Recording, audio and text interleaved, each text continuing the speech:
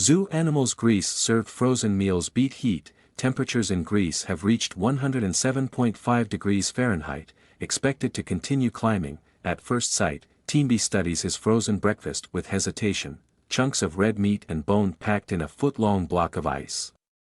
The 15-year-old Angolan lion eventually licks the ice before gnawing pieces of meat-free. Animals at the Attica Zoological Park outside the Greek capital were being fed frozen meals Friday as temperatures around the country reached 107.5 F and were set to rise further, in the fourth heat wave in less than a month.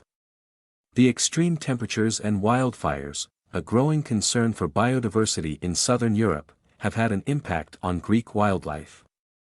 A fire on the island of Rhodes burned for 11 successive days, triggering the evacuation of 20,000 people, mostly tourists. The island's animals were less fortunate. As the fire tore through mountain forests and a nature reserve, an estimated 2,500 animals and beehives were burned, along with 50,000 olive trees, according to Agriculture Ministry officials. Fallow deer, a symbol of Rhodes, were found lying dead on the roadside. The zoo, which is about 20 miles east of Athens, is looking after an injured deer and several turtles, some fitted with wheels prized from toys to help with their mobility, which suffered burns and other injuries during the Rhodes fire. Zoo curator Antonis Ballas urged pet owners to be more mindful of their animals at times of extreme heat, noting that many of the popular breeds of pets are from native cooler climates in northern and central Europe. In general, heat affects animals in the same way that it affects humans, Ballas said, after feeding fruit popsicles to ring-tailed lemurs, some clambering onto his shoulders to get served first. The iced treats are a supplement to their meals.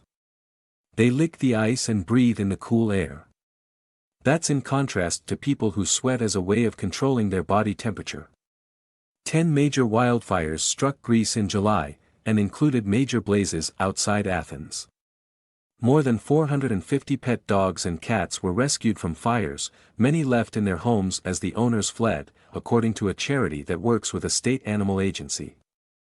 About half have been reunited with their owners, the others placed in temporary adoption. In the wake of the Greek fires, the international animal charity PETA urged animal owners not to abandon their pets. Elisa Allen, the group's vice president for programs, said the fires also served as a reminder that the animal farming industry is a major global contributor to climate change.